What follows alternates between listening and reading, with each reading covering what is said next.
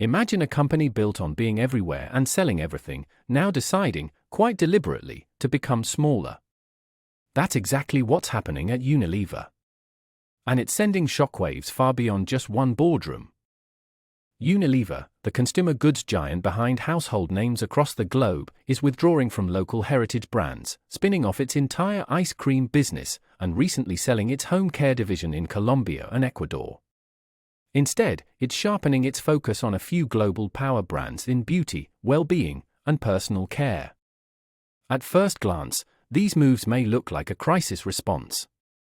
But this isn't simply a story about Unilever. In fact, it's the canary in the coal mine for the entire consumer packaged goods industry. Traditionally, companies like Unilever believed that bigger meant stronger. The thinking was simple: to expand into more categories, more countries, more shelves. But now, scale isn't working as a defense any longer. Divesting, selling off entire business lines, is increasingly seen as a sign of strength. Margins and profitability have become more important than absolute revenue, even if that means running a slimmer operation.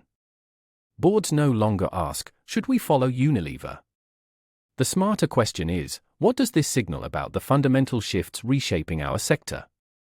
One major shift is a re-examination of local brands. For years, custom products and regional favorites made sense, they felt close to consumers. But in today's world, they're hard to scale, expensive to market, and usually disconnected from the global research and development engine. The winners now are global brands that can move quickly, supported by shared R&D, with consistent messaging across continents. Still, there's a risk: walk away from too many local favorites, and these power brands might lose relevance and mass appeal. Another challenge is incompatible business models sitting awkwardly under the same corporate roof. Take ice cream, for instance.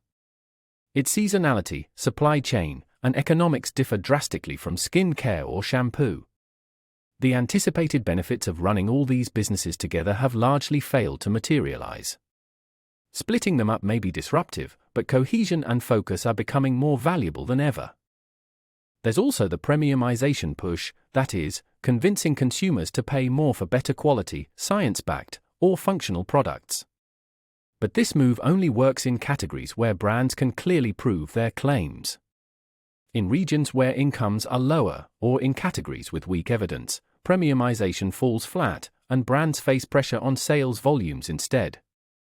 And then there's food. It's under structural stress from new forces, such as medical innovations like GLP-1 drugs that change how people buy and consume. Traditional product lines, built for old eating patterns, are struggling to keep up. Companies not exposed to nutrition or health-focused foods now face a much weaker outlook. The strategic implications are clear and pressing. First, having a clear, focused portfolio is now the minimum requirement. Investors prefer a few strong brands with visible short-term wins.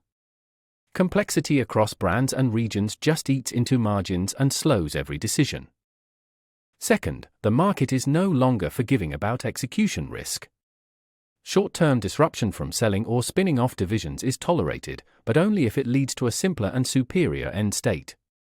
Announcing bold strategy isn't enough, change has to happen quickly. And third, capital discipline is separating the winners from the rest.